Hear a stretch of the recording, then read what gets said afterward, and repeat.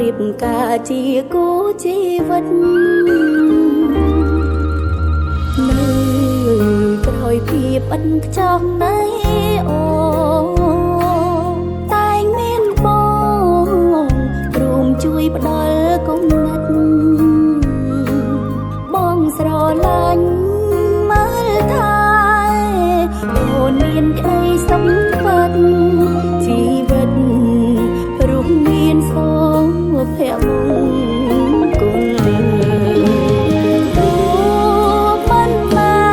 នជាទេវបុត្រជាសិង្ហសតែល្អឡើងពីវ័យអូនប្រាថ្នារឿងសំខាន់ទីមួយបងគឺគ្រួសារសូមឲ្យត្រៀមរាល់ល្អរហូតជុំភ្លៀងធំព្រមឆ្លងរួមគ្នាទោះរងាតែក្បែរបងកុំក្តៅសូមរក្សាចិត្តស្មោះឲ្យល្អតកូនចៅទុំនៅជាទ្រព្យសម្បត្តិស្នេហ៍យើង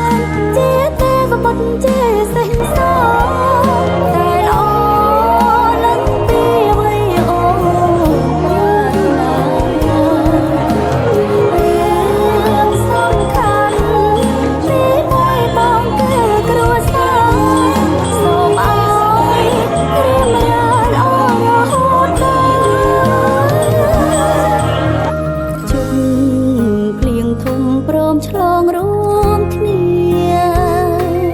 ទោះរងាតែក្បែរបងកុំក្តៅសូមរក្សាចិត្តស្មោះ